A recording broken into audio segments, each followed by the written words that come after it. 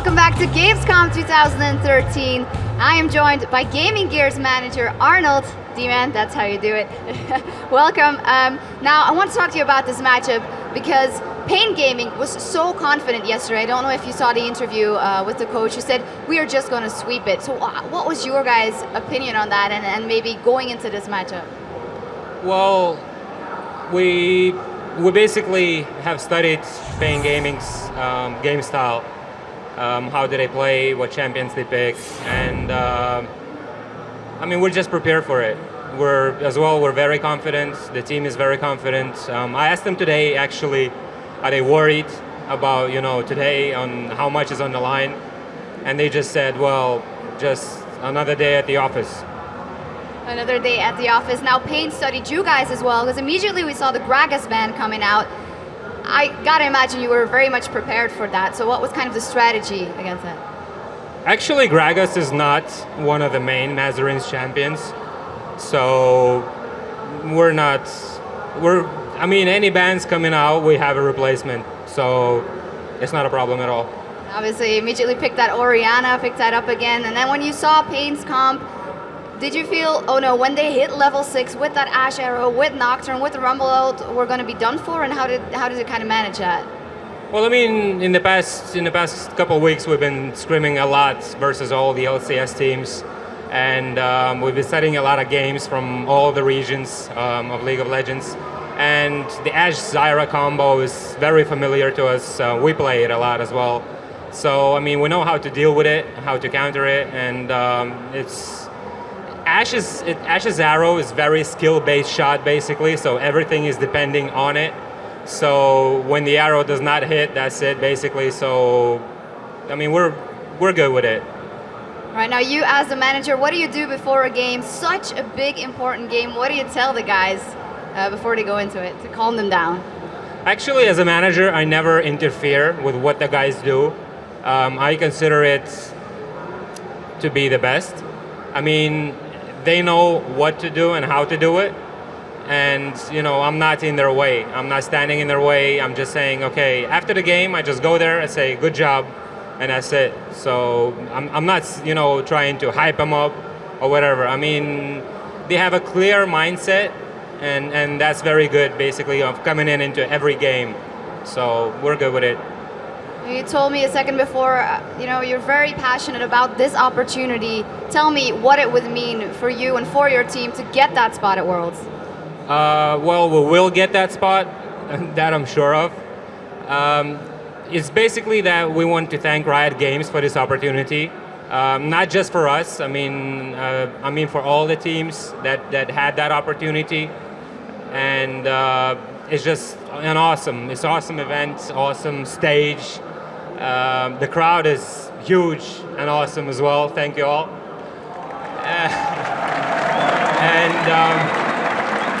For us, it's a huge opportunity just because we've been all over the place, all over Reddit and everything. We've been considered the underdog, saying that Lithuanians are to be considered the weakest team of the group, and this and that. So we're just here to whoop it. We'll see if you can bring it home. Thank you very much. And as for us, it is back to Kobe and Quickshot at the desk for the next game.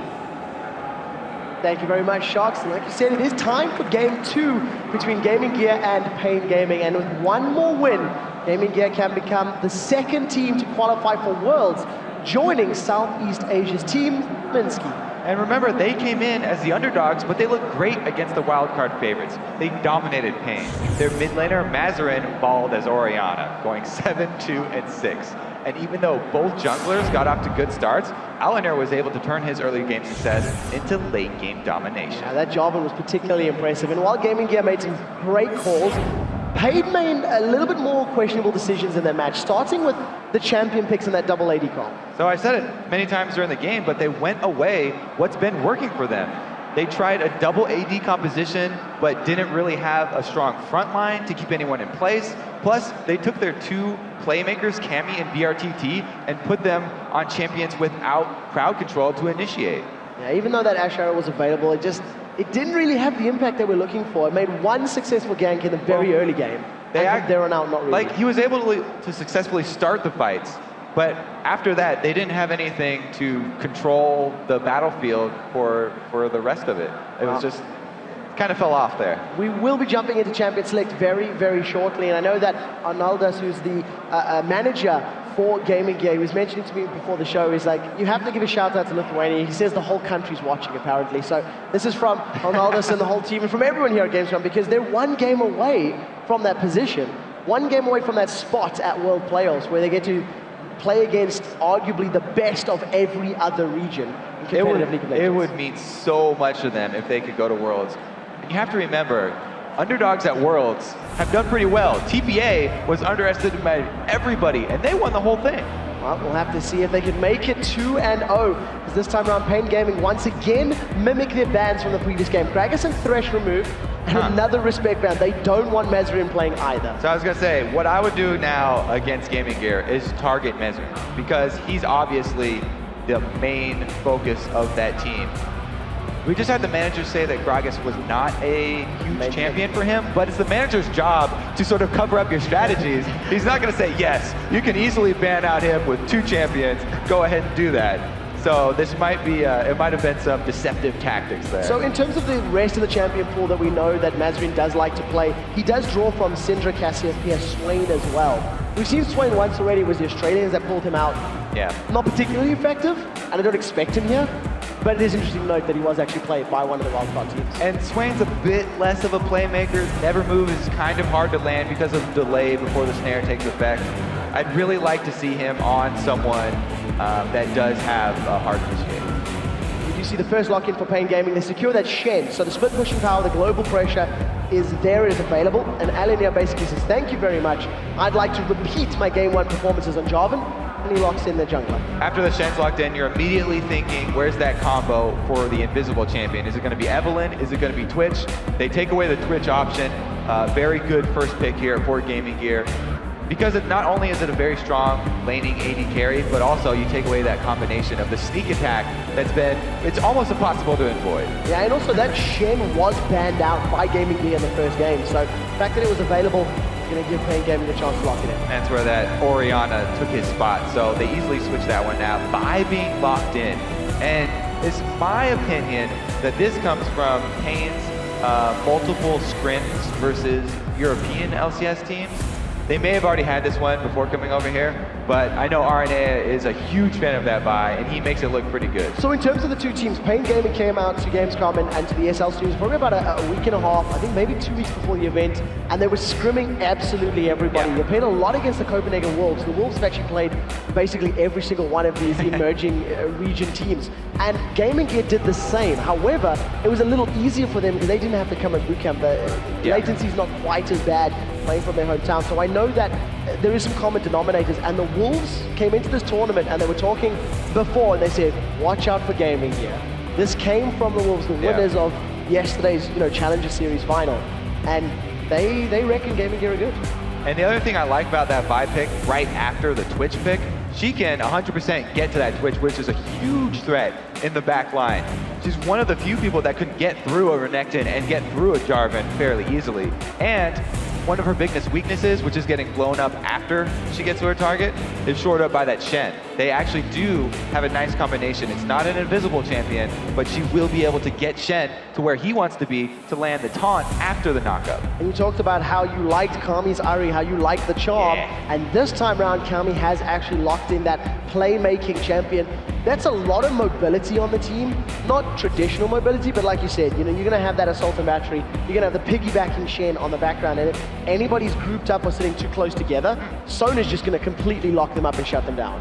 And another thing that's really big in EU is that Fizz counter to Ari. A lot of people like running that into Ari to be able to just 100% her towards the end game. Yeah, and something that we have been seeing a number of bans actually in the EU LCS, because so many of our mid laners are practicing and playing Ari. We're going to see Mesrin, who is arguably the biggest playmaker for Gaming Gear, on one of the biggest playmaking champions. The thing is, Fizz, his ultimate is area of effect, but usually people have enough time to get away from it, so he's really going to be focusing on one person here, and it's not going to be him sucking 3 people in with a shockwave or making those giant Gragas ultimate plays that we've been used to seeing him. It's really going to be him making very good use of that playful trickster move to dodge Ari's skill shots. That's one of the reasons why Fizz is so good against her. He can just jump up on the stick, avoid the combo that she throws out. And if he's not charmed up, then he'll have free reign to go all in.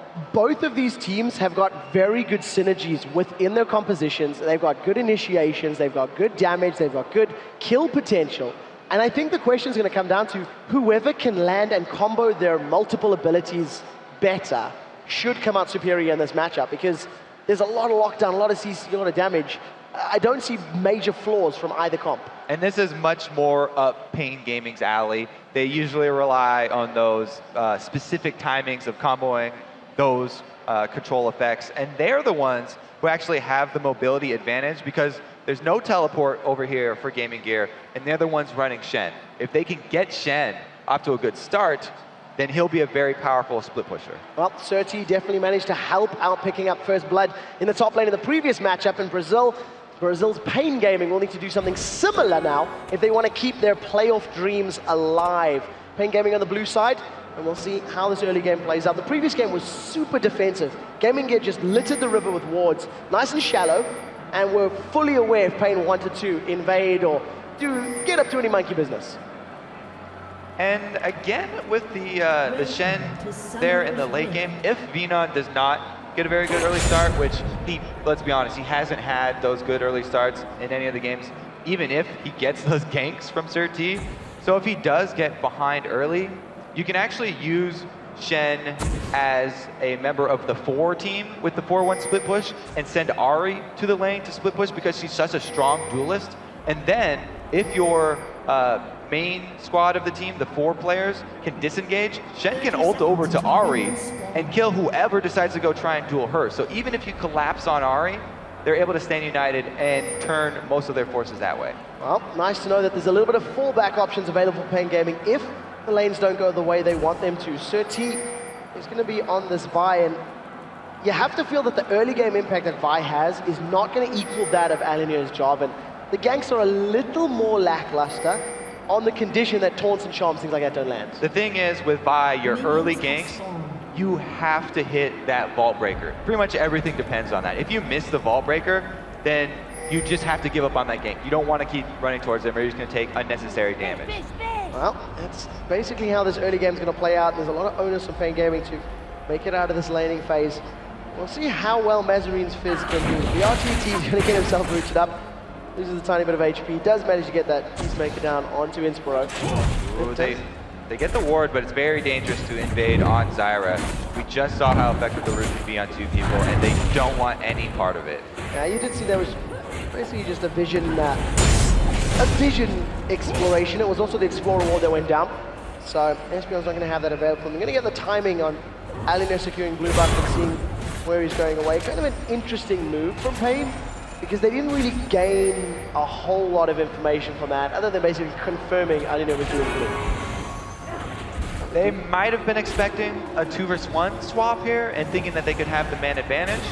And that would have been the way that they would go on, but as soon as they saw it was actually them at the man disadvantage, then they didn't want to finish it. So we do see both of these teams going straight to matchup. Top lane is in the top track, mid lane is in the mid, dual lane is in that bottom lane. For the time being, it's NBS that's got himself a nice advantage, 10-1 as far as the CS is concerned, but Venom is dealing with a very big wave against his tower, and this is the RTT and Espion. They're heavily pushing this lane up. They're really making Deadly Brother work for all of those lost hits. And look at what they're doing. They're doing that without any more vision. Because of the ward up by blue buff no longer giving them any knowledge of Alinir's movements, they're just banking on the fact that he went from blue side to red side. Because they saw him start that blue. Oh, barrier comes out. Deadly Brothers dropped very, very low. Knight was actually not used. I thought I heard it. I was imagining things. And when you see Deadly Brother force back, because the range of BRTT just too difficult to deal with. Sir T waiting here, and Renekton, NBS has been caught out before by starting up, but it's going to be a 2 versus 2, So it really depends. If the taunt lands on only one, they'll probably use it early here. Well, we'll have to see. Slice goes backwards, falls break, it doesn't land. That's a double knockup, but it was a double taunt as well. NBS is the first one to fall low. He flashes away. The dancing blows, breaks his armor. Ignite is ticking. Red buff is ticking. One more hit is all they need. They're not going to be able to get it. A knockup onto Surti. He gets taken down for first blood. Alinia applies the red buff stack onto Venom. They're chasing it down. NBS slices. He doesn't get the dice. The knockup throws Venom in the air. That's 2 kills for Gaming Gear. Lithuania take the lead in game 2. That was terrible for Pain, and they almost had the first blood. Surti, the reason that he kept chasing, that was not a mistake there. He wanted the 0.01 seconds more to get his excessive burst back, which is the auto attack reset that increases your range. So even if he didn't get any closer, by activating that, he would have been able to get his auto attack off, but it came up just a split second too late, and that was the complete difference between life and death right there. A double kill, starting off amazing again here for Gaming Gear. So Alinia, the playmaker, the captain of Gaming Gear EU, coming out big in both of the games in this grand final, but Gaming Gear are heavily behind in this bottom lane. Deadly Brother is sitting on 11 CS to the 33 of BRTT, and that is an immense difference at this early stage in the game. Can't get over that initial jungle there. That was there's a straight up 2 versus 2 that was so even. And we talked about how so much of these games between these two teams are going to depend on the success of the early jungle. This one, far and away, going to Alanir, even though it was so very close. Now he's level 5 and has double buffs. He can help out that mid lane before Ari has her ultimate to get away. Oh, we do see Playful Trickster lands. The slow is on Kami. The red buff is there as well. Alien is looking for the knockup, not even going to be needed. As Mazarine just throws himself in there with the Urchin Strike, and another great gank from Alanir. This is Alanir we talked about. Once he gets the early lead, he snowballs the lane. He doesn't spend his time farming in the jungle. He comes to get his solos going. And we do see a reactive call here from Gaming Gear, realizing that the pain that Deadly Brother was dealing with. They've swapped their AD carry to the top lane, and thanks to MBS's early extreme advantage. Oh, they're not done yet on BRTT. The Earth lands in, red buff slows, but unfortunately BRTT's under the tower. They don't continue the dive. No knockup means that would be very dangerous to continue. But you're right, BRTT back on one of the AD carries he's more comfortable with. He has not lost any laning phase when he's not on that Ashe Zyra combo. So he's pretty much a lane bully no matter what he's on, and Deadly Brother just does not want to be in the same area. So now there's all sorts of funny business happening here in these lanes. We can see that, first of all, the dual lane of Pain, they went middle, now they're going top. It looks like Shen's coming down. We'll have to see how things settle down, but both teams realizing, hey, we're at a bit of a disadvantage in certain situations, and they're trying to get the best for their team. So this is the area that Pain are winning the game in, is the duo lane, and they want to press that advantage. So they're going to continue to seek out this Twitch Zyra with their Caitlyn Sona, and they'll follow the rotations that Gaming Gear make. Well, we'll see how they end up. It does look like those bottom lane, the top lanes are going bottom. Yeah, again, all in here. He's so sneaky with his ganks, making use of Jarvan's mobility. This is why they first pick him so often. He does have Cataclysm available. There's no flash on Caitlyn. Gonna use that 90 caliber net in the not too distant future, and Alinir is just waiting for that one. The root goes out, doesn't manage to land. Slam dunk comes out from Alinir as the poison damage plus one last auto attack secures the kill. And Alinir does get away with a sliver of HP below 50.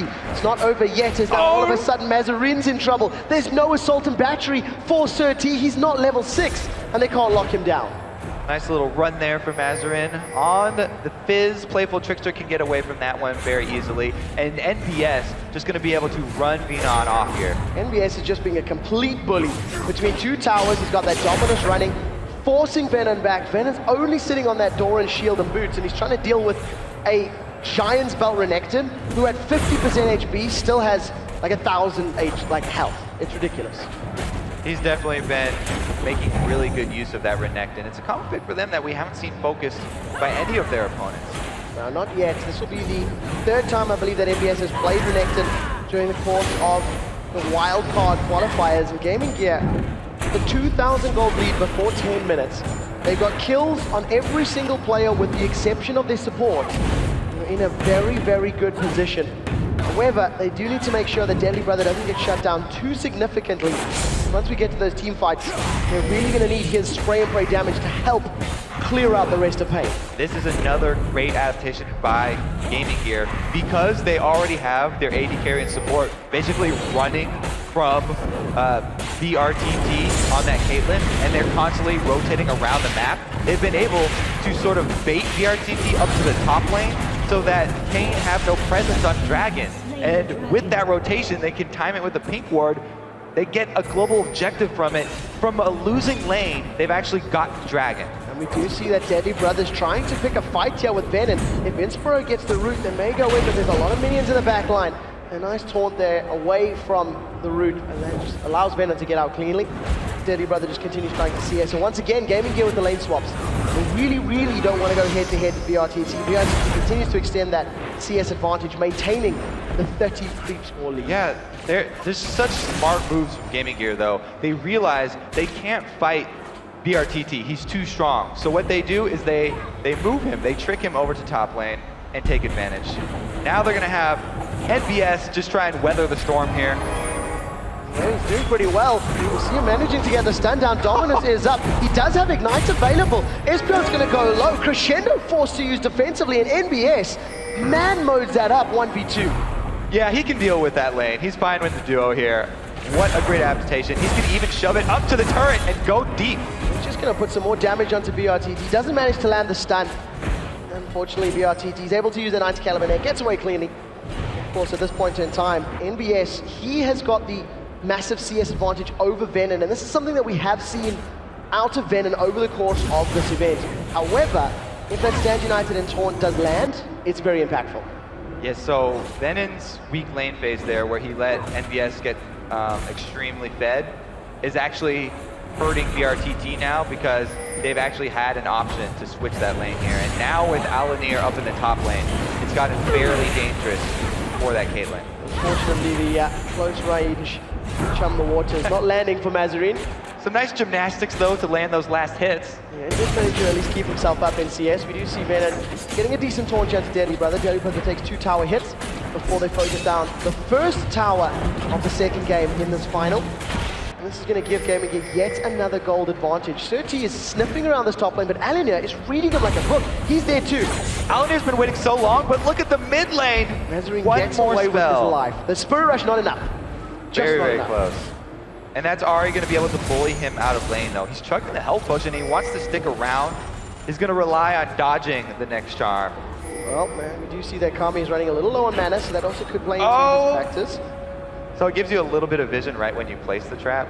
Even though Alanir was able to move off it, he realizes they know he's there. It's not over yet, and now Inspiro gets slammed into the ground. Spray and break has been activated for Deadly Brother. The knockup's going to come into place, but not enough attack damage just yet. The poison's sticking. The last shot did not manage to land on Surti, and I don't think the poison's going to be able to secure it. Deadly Brother just shy of securing himself a kill. Saw the power there, though. The line damage from a Twitch Zyra combo, almost enough to answer back a kill, and he's going to be able to have some alone time with the turret. Now, with Cammy coming to hunt him, though, he has to back off.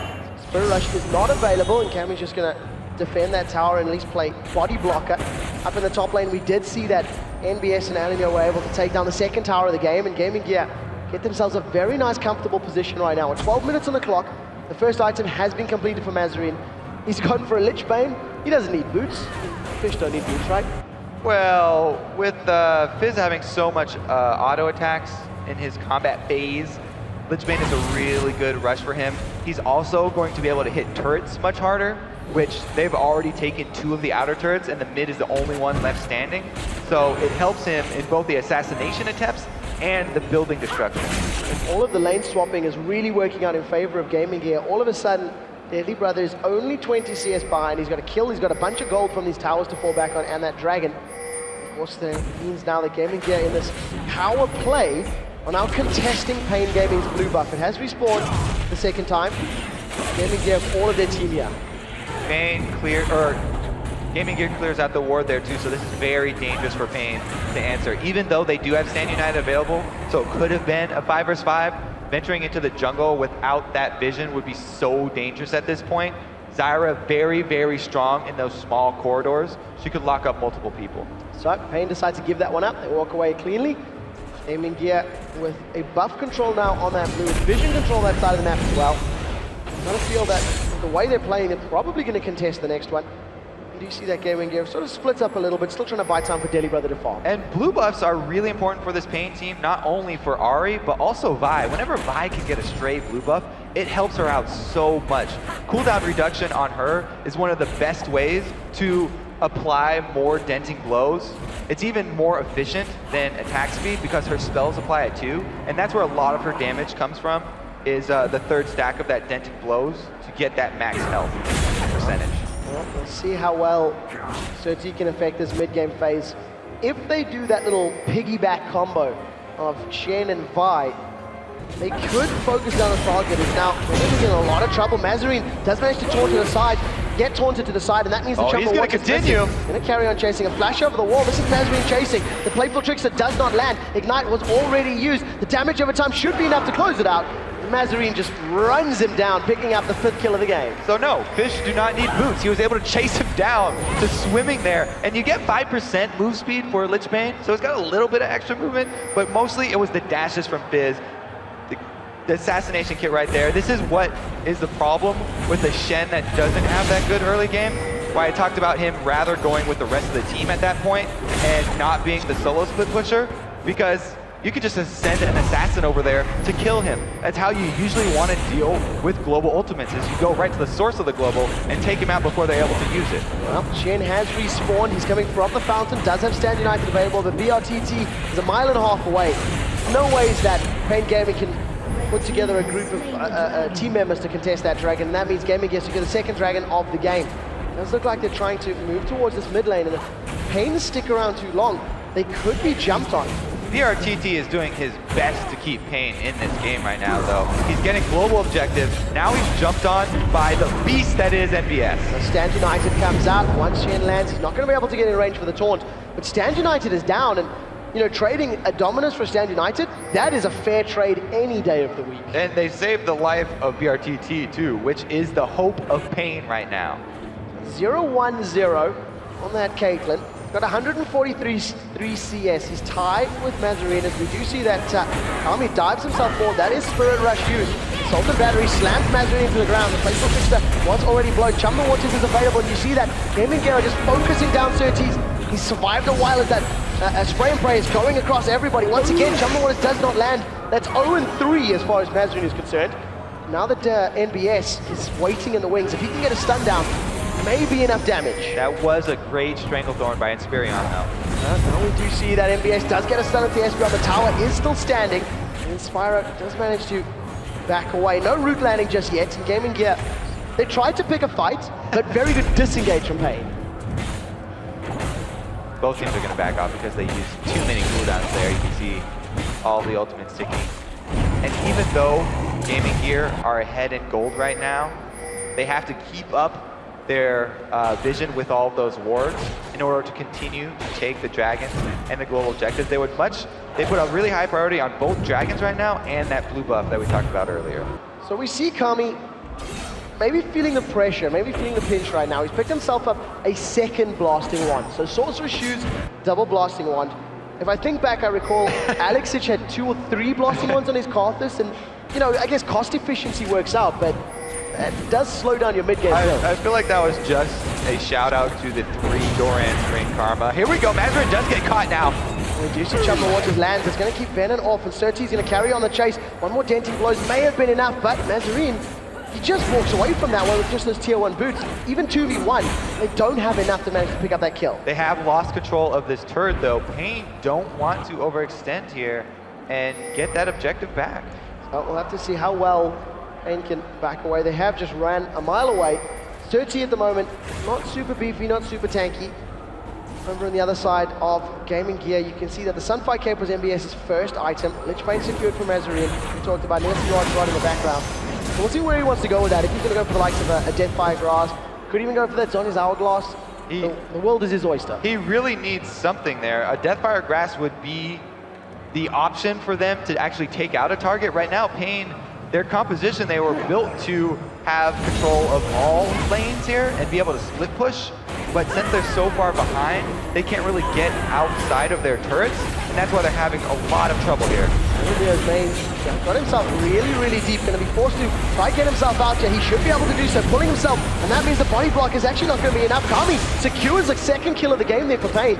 A little bit awkward, and Olivia just biting off more than he should. Gaming Gear wanted blue buff, and Pain were ready for it. So they did really want that second blue buff, but Pain did a great job there of collapsing, and it was all about Surti not hesitating to go offensive. They got a lot of damage done to Alanir, while the rest of Gaming Gear were still walking through the forest. So it was effectively a 3-to-1 advantage there for the first, 5 seconds of that jungle fight for Pain. So Inspiro and Deadly Brother put a little bit of damage onto this mid tower before they back away. They don't get caught out. It is still 2 towers to 1 as Mazarin.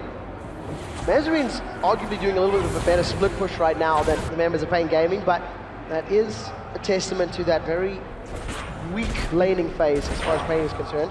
We do see that BRTT has that Infinity Edge completed as well as a Vampiric Scepter, so any of these fights, he's going to be laying down a lot of damage if any of those critical hits do land. And most of Gaming Gear, Mazarin, Deadly Brother, and Inspiro, they're actually very squishy targets if Caitlyn can get onto them. That's the key.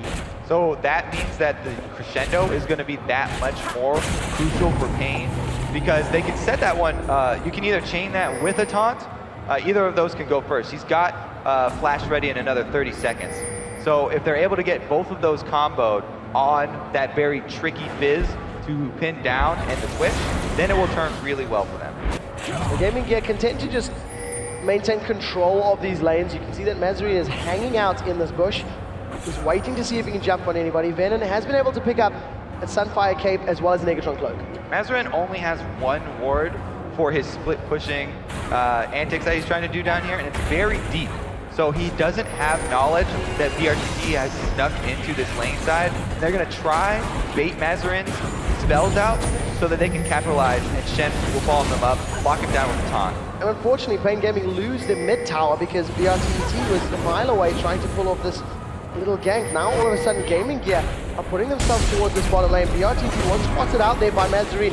Alinea once again fighting off a little bit more than maybe he can chew. However, this time around, working out for them. Deadly Brothers Spray and Pray is down. It is not available.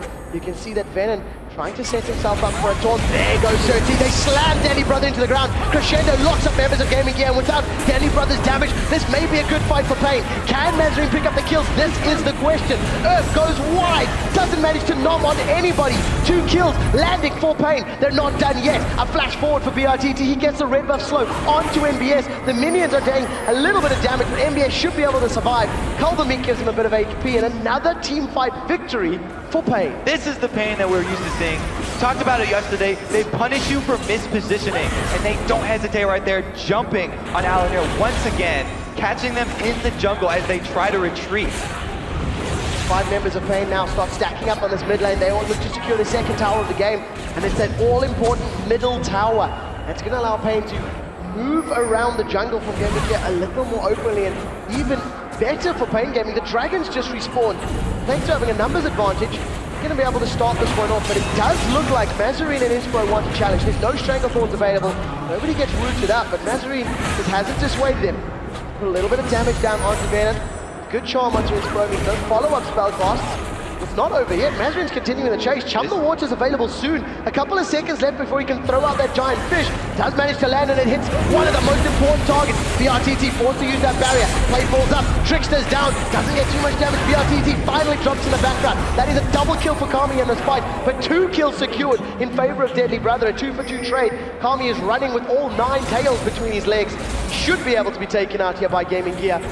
They got Dragon, but they've given up 3 kills. He is going to have to run through this turret, and Jarvan's already got the hit. Yeah, definitely going to get taken down. Tower hits are going to drop him out. Deadly Brother will be able to pick up that last hit to 3 of his kills in this last trade. So that was back-to-back AD carries getting caught out. In the first round, inside the jungle, it was Pain locking up Deadly Brother and killing him before that fight even started. But in the chase here, we actually had BRTT catching that Mazarin ult. So you do see now that Gaming Gear are going to be able to pick up this inner bottom lane tower. And I guess if you look at the macro picture, if you step back and look at everything that's happened, Gaming Gear still maintain that gold lead. They still maintain the tower lead. and it got an inner tower down as well. Pain really just wanted to get 2 objectives out of that team fight win rather than taking the tower and going home. Stayed a little bit too long at the Dragon, but it was so close right there, and that was really just from the tenacious chase that Gaming Gear pulled off. They were able to answer. All of a sudden, Pain Gaming now realize that this bottom tower may be an option. You do see that Gaming is trying to respond as best as they can. Mazarin is nowhere to be seen. He's not going to be involved in this defense. And a good counterplay from Pain, really, realizing and noticing it. Gaming Gear couldn't defend that one up, and they secure it just with sheer force of numbers. So we have Gaming Gear here continuing to send Mazarin as their split pusher. Yes, he is an extremely strong duelist, but he has no way to join the rest of the team. So it's just up to the rest of Gaming Gear to clear waves and delay this Pain team while they allow Mazarin his free time up in that top lane. He's got himself up to 214 CS, working closer and closer towards that Zonya's hourglass. You see that Deadly Brother as well as Alia and NBS have now moved themselves to this blue buff. This is 2 of 3 blue buffs that have been contested. 2 of them that have actually been secured in favor of Mazarin. So Gaming Gear sticking around here though. Knock anybody out. So he does get the Vault Breaker off, dashes out of the way and doesn't get knocked out. Gaming Gear really have to be careful. They have not had good luck inside the jungle. Pain have just played around the terrain so much better in those small corridors and the passages, just making use of Ahri's dashes to not get focused, and the crescendo from Sona locking up multiple people. Gaming Gear really have to watch their positioning in the next fight. Yeah, very nice chance. Does land to Alia, but he blocks up a good chunk of that damage thanks to that Golden Aegis. We do see that Pain Gaming, remember they are 1-0 down. If they lose this game, they place second. They do not get to go to Los Angeles to compete at the playoffs. Gaming Gear on the other hand, they close this out. They do earn that spot. Way too early in this matchup to be victorious though. There's only 1 tower that separates them, only 3,000 gold. And at this point in time, both teams have made good plays and they've been caught as well. So the key may come down to all that vision that we've been talking about so much. You know, Pain, they set up that previous team fight in the jungle that led to mid and Dragon, thanks to that ring of vision and ring of wards. And really, those have been the 2 spots where Pain have got back into this, is catching out Gaming Gear in the jungle deeper than their vision provides them safety to do. So if they can continue to keep up vision just in their own jungle here, Pain can continue to make those plays and get the picks that they want. As long as Deadly Brother's out of position like that, they can freely focus him and then turn the rest of the team fight here. Meanwhile though, Mazarin is working towards Zonya's hourglass. So when he does dive in, it's going to be very hard to land that crowd control and stick him in one place. Well, another power spike has just been reached. Deadly Brother's locked in that Infinity Edge into his back pocket. Going to be firing out some Infinity Edge Blade of the Rune King bolts from that crossbow, and he's a full item ahead of the RTT at this point in time. And 4 kills, multiple towers, and Dragon's obviously helping him out in that regard. And I guess if Pain Gaming stack up, if they group up in a line, Spray and Pray is going to shred through them. Pain looking to set something up, Kami hanging around on the side. If a charm lands, he might dive in here. So Deadly Brother's power, oh here we go, we have it. Surti's committed, Stand Tonight is available, Mazarin's nowhere near. They managed to slam Deadly Brother down. Surti is going to flash forward. Shen has arrived, but that's a stealth out twitch. Now we see NBS in the backline. He's ripping through Kami. A 3-man crescendo continues to lock up members of Gaming Gear. Is now all of a sudden Venom is forced out of the fight. Nobody has died yet, but here comes Mazarin. Chum the Waters flashed away from damage, still lands with the Surti and Espion. They managed to pick up the first kill of the fight. Surti started that a year ago and finally goes down. BRTT not able to get off the damage from the backline because of the pressure that was put off. Wow, Deadly Brother avoided a Vi that got Stand United, and he also took the ace in the hole from Caitlyn, so he was still able to survive all that and then lifesteal it all the way back up to full health, enabling him to tank the Baron. Mazarin just jumps over the wall, picks up a kill onto Espion, and now this is a 2-man potential defense. Baron has been peeled away. Deadly Brother wants to jump on somebody. He's doing a ward! He manages to get caught out of attack move, drops a ward down. This is a kill onto Deadly Brother. The reply onto Mazarin as well. Baron is prevented. An attack move biting him in the butt. Deadly Brother comes out of stealth right next to BRTT and shoots the ward first. That is that attack move that a lot of AD carries use. That is heartbreaking. Shooting whatever next to you. So we do see now that Gaming Gear, all of a sudden, they win a team fight. Well, they got 1 kill, then they give up 2. They lose the potential Baron as well, and they lose the inner mid turret. Pain Gaming maintain that very small gold lead. And it's just a matter of plays and counter plays that's coming up between these two teams. So it wasn't a tower dive this time that you're talking about with Gaming Gear overextending, but they got very deep into the Baron pit with all of the tanks very low HP, which forced Twitch to be the one trying to tank it. And he actually, that will reduce his damage to Baron, so it makes it take a very long time for them to actually take it. They weren't able to finish it off, and even when they turned around, that slight auto attack misplay there cost them. Gaming Gear right now secure themselves yet another dragon. They hold on to a very, very small lead. And at this point in time, Gaming Gear, they've not actually grouped up to push towers at all. They've not grouped up to push the lanes down. They seem to be content sitting back and farming a little bit. And, you know, the later this game goes, you can see the differences in the compositions, but how did Gaming Gear actually turn this top of theirs into a siege team? It's very difficult to sit on a tower when you've got a Vi, a Charm, and a potential taunt that could lock you up. There's so much engaged there from Pain that it is very dangerous. And Gaming Gear, they've had no success, or not a lot of success with those turret dives when they don't start them out with something like a Shockwave from Mazarin. They don't actually have that option here. If Chum the Waters doesn't hit, which it has been missing quite often, then they really don't have another option to follow up and go in on that. Well, we'll have to see if Mazarin can land them when they count. Much like Blitzcrank, it doesn't matter how many hooks you miss, it's the one that wins you the game that really counts. Right now, that's what Mazarin's looking to do. He's got himself that Void Staff completed as well. So a very, very good chunk of ability power. Good stacking here of Gaming Gear towards the Baron pit. There is no NBS though. So Whisperer is clearing up the vision. They know that they have vision control. They might be waiting for Pain Gaming to check this one. Exactly what they're doing. And Pain having oracles, they're going to slowly clear out the vision, but they can't get around to that so-called banana bush without putting themselves in danger. And with BRTT down there with Shen, they don't want to take their chances going to Baron here. This is them basically daring Gaming Gear to actually go for the Baron and just calling their bluff. Yeah, Pain Gaming's definitely calling the bluff now, and they know that this bush is safe. However, they just stepped on top of the ward. Boltbreaker being charged, slams into Alinea. NBS is going to be coming in from the backside. Alinea gets charmed up as he throws himself forward. Castle doesn't go down. We're going to split the fight on 2 fronts. Alinea, the first one to fall to Espeon. Now in the backline, we see that Kami has been dropped. We see Deadly Brother, the key member of Gaming Gear, is killed. They focus him down, but NBS is shredding through everybody. Dominant is tearing them apart. NBS is sticking to BRTT like glue. Sunfire Cape is going to set him on fire. They managed to pick up the kill. They've traded 4 for 4, and now Sona is not going to be happy. Flashes over the wall as NBS continues the chase.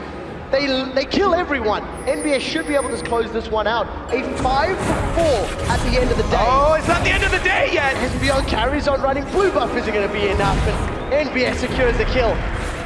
The split on 2 fronts, working for both teams, and NBS stands supreme. Yeah, and that fed Crocodile comes back to bite them in the ass this time. That's the difference between the laning phase at the very beginning. Shen didn't have quite enough power there. You can see Deadly Brother, again, the victim of the Vi, Stand United, plus Kami spirit rushing towards him. They were able to take out Deadly Brother, but he was shooting back the whole time and took down Kami at the same time.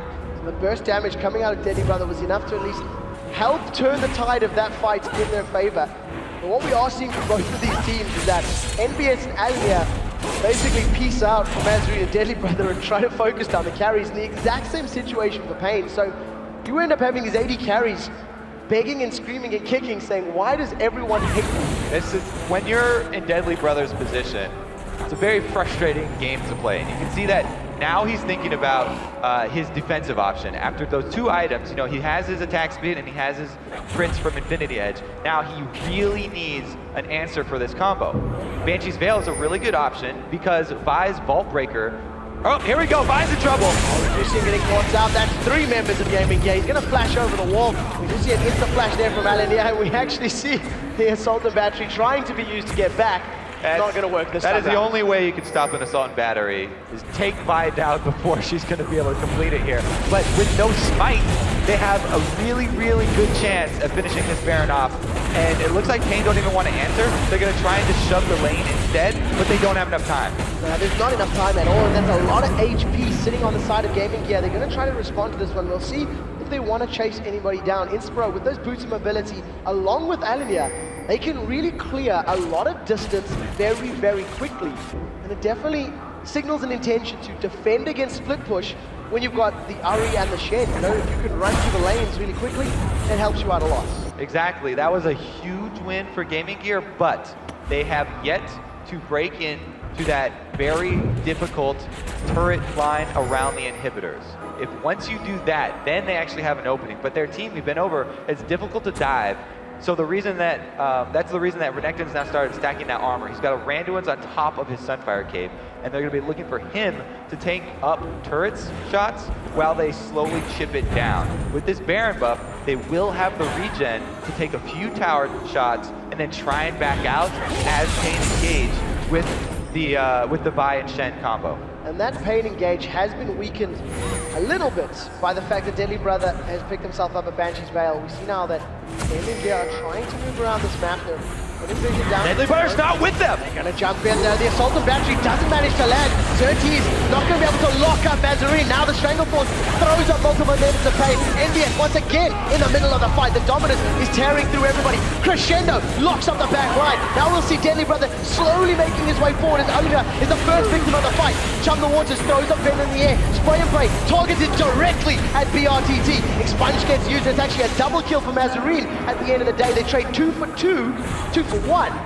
Well played by Gaming Gear to pull that back. Those quick reactions from Mazarine right there. The Assault Battery used before Deadly Brother's there, so when he arrives, he's free to just open fire. He comes out, gets off enough spray and spray auto attack to clean that one up, and they continue to roll this one in. In terms of the decision to stick that on, that was a Zonya's Hourglass Mazarine. Yeah. So he has multiple ways to escape it. He actually could have just slammed his fist into the keyboard and hit one of the 2 abilities to avoid that. Does manage to pick a little bit more of a delicate approach. Throws out that playful trick. He's picking up the slow and the damage down as well. And Gaming Gear pick up their 5th tower of the game. They pick up another Dragon at the 36-minute mark. That's their 4th of this particular matchup. And they maintain a fairly small gold lead, but the main thing is that Pain Gaming's initiation, there are so many ways around it. You know, Surti, he can't lock up Mazarine. He can't openly jump on Deadly Brother. They need to land a spell first, and then he can go in. So how do Pain Gaming pick team fights now? They're gonna hope for an ace in the hole with a clear line to Deadly Brother, because that's one of the longest range spells that he could take off the Banshee's Veil with first.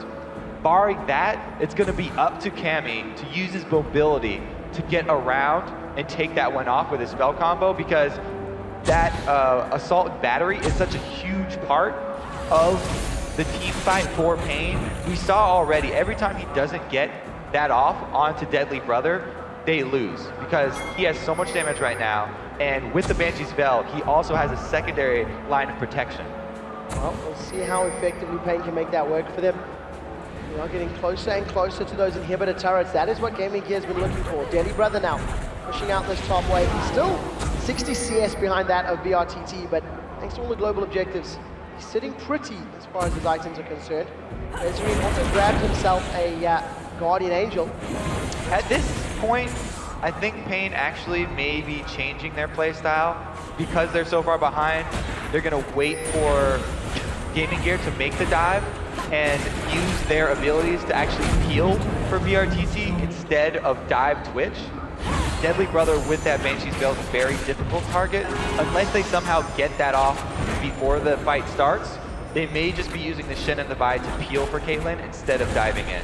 Well, this is the most difficult task that any team in League of Legends, is breaking that inhibitor turret and getting that first inhibitor down. Once that's done, everything else becomes all that much easier. You've got to remember that in that very tight, narrow corridor, Crescendo is going to be super, super impactful.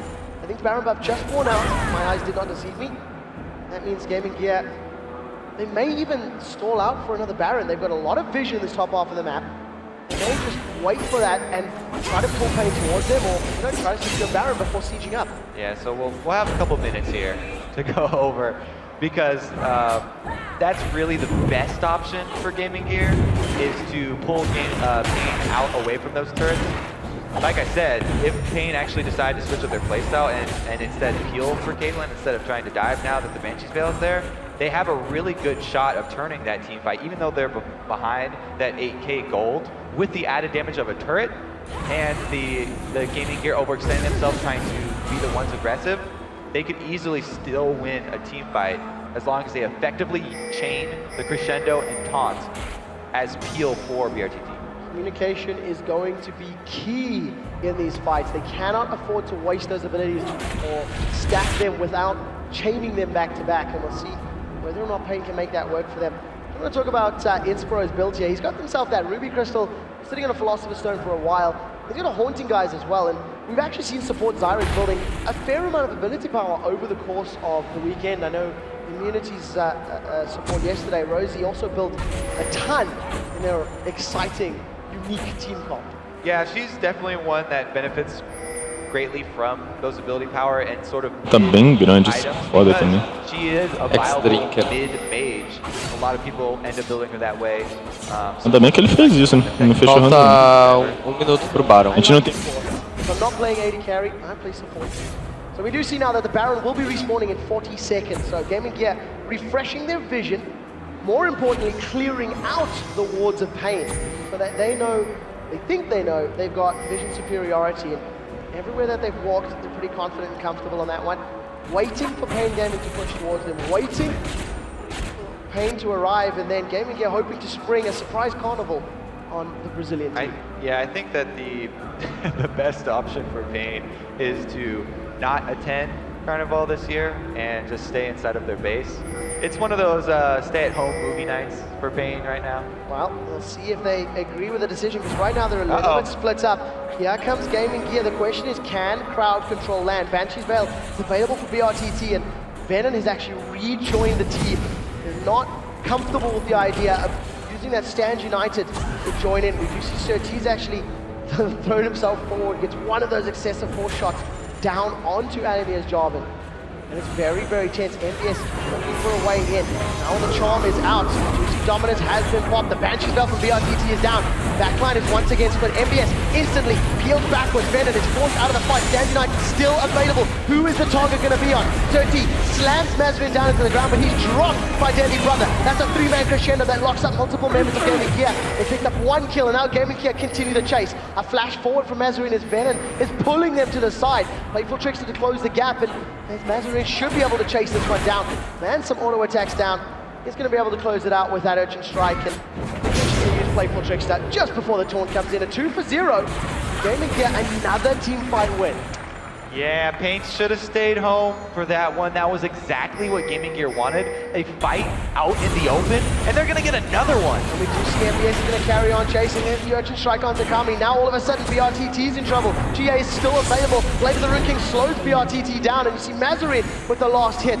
Now Alien is looking to set something up. He lands the Cataclysm. There's no flash. There's no Spirit Rush. Kami gets rooted in place, and once again Mazarin lands. He's slowly getting his mana back, but he needs to buy a couple of seconds time before that blue buff will allow him to spam out those spells.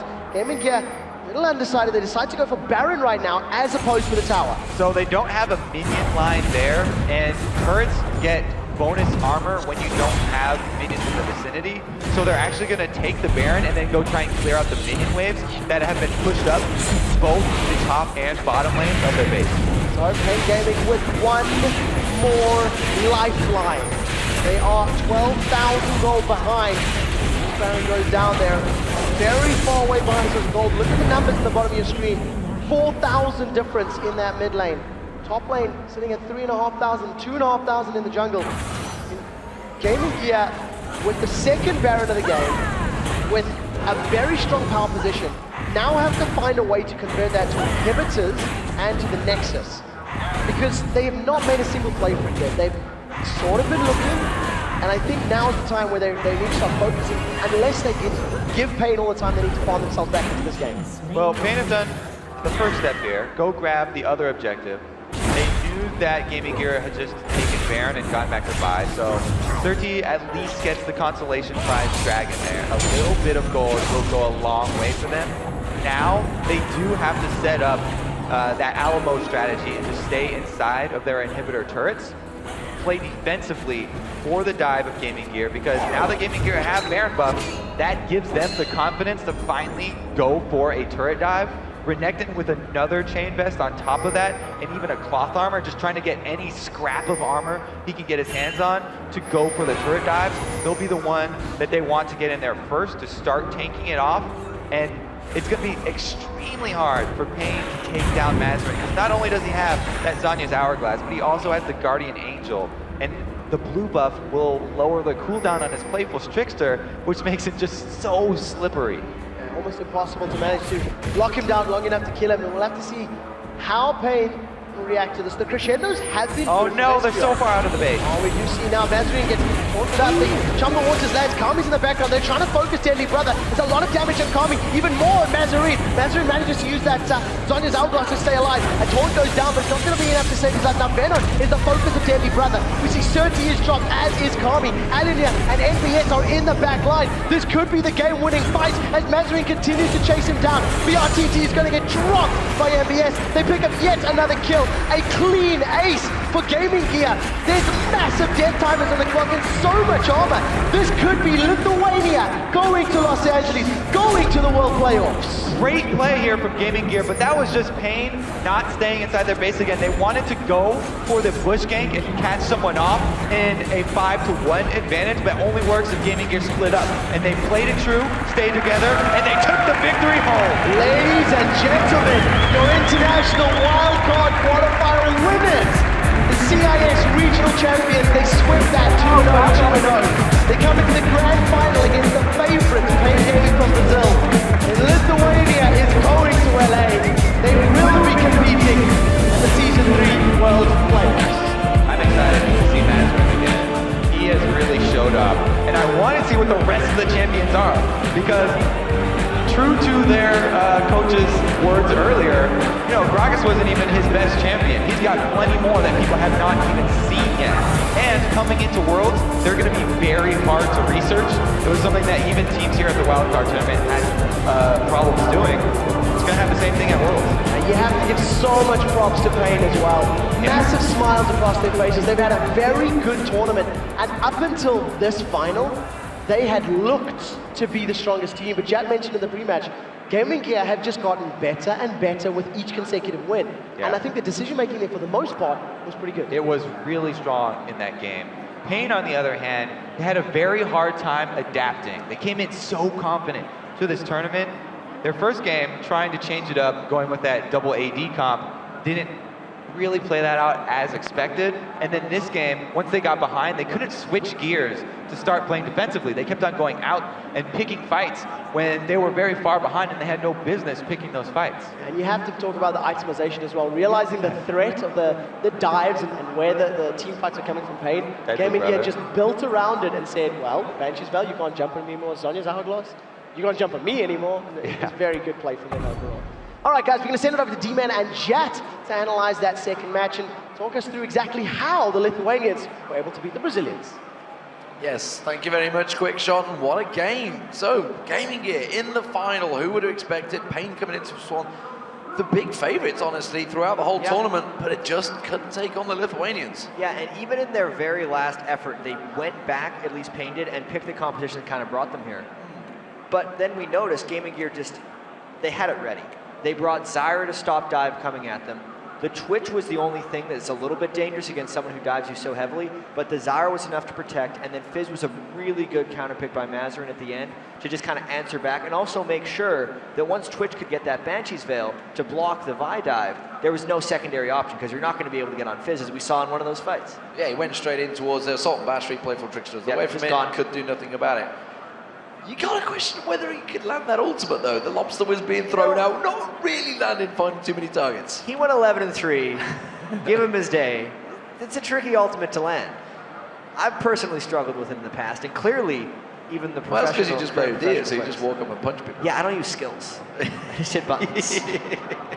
But let's get to the replay, because what we want to talk about, we're not going to do that one because, well, to be fair, Mazarin missed all the ulti in that one, so that's kind of fair that we didn't show that. Yeah, so when we were thinking about the comeback, I mean, it was very close to Pain being able to come back in that game, because they had the one fight where they pretty much got all over Deadly Brother and just completely shut down Twitch. But then after that, clearly, Gaming Gear just had too much. I like that they picked the Jarvan and Renekton tank line for both of those games. Well, God, MBS was wrecking people at the start of that game, even when it got changed into that 2v1 lane and went aggressive. Yeah, he was just in between the turrets. Level 7 versus level 5 against Shen. Really, this whole Gaming Gear team really did pick it up down the stretch. Yet, no one really expected them to win until about 5 or 10 minutes ago. So, how do we rate them now? Now we've seen Gaming Gear, they're in the final, they're in the Season 3 World Championships in Los Angeles. Mineski are already there as well from the Philippines. So the two outsider teams, I guess you could call them, because that's what they're going to be. They're going to be completely ranked outsiders when they get there. Absolutely. So what Gaming Gear needs to do from now until World Finals is figure out why they had so many troubling games. So many of their games were post 40 minutes, post 45 minutes, where they seemed like they're in control, but they were never really able to close. Obviously, Mazarin is a fantastic player. He seems like he could very well be world class, but the rest of the team here needs to find ways to kind of end games the proper way, because that's going to be their weakness going into World Finals. If they get a lead against one of those teams that comes out of Korea, China, North America, Europe, they're not going to be able to play the same tricks and get away with those mistakes. Yeah, if I was probably an international team, I would look at Gaming Gear and say, okay, bottom lane, that's the weak point. That's where we've got to focus. Deadly Brother, well, he's been picked on a few times. He had a good game on Twitch here. Yeah. But you're right, for the whole tournament he did struggle. Well, we thought BRT, the fact that he got Caitlyn, we thought, well, actually this could be a 1-1 now because he's finally on his proper champion. It seemed like it for a while, but once again, I just kind of have to bounce back to that tank line. Being able to stop Caitlyn from just crushing through and getting the squishies.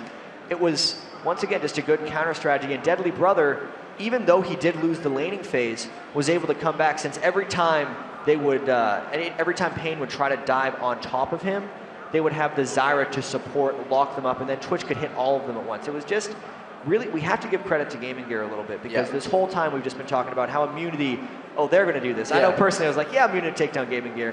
Guys, even though Gaming Gear won, Pain's got it tomorrow in the finals, and it just wasn't the case, because they were more adaptable than the rest of the teams, and they just didn't make as many mistakes. Yeah, they came second in the round robin, and now they are the champions. All right, ladies and gentlemen, we've got to take a quick break, but when we return, Shox will be joined by Gaming Gear's mid lane playmaker, Mazarin. We're going to see what he's got to say once again. Let's hope it's not quite an awkward interview finish this time for him, though. He knows where to stand. Everybody's seen that YouTube video, of course. He is in the World Finals, and we're going to have some words from him. Plus, we're going to be breaking down the brackets heading into the LCS playoff games, because they're going to be following. Don't go in there, guys. You're not going to want to miss it.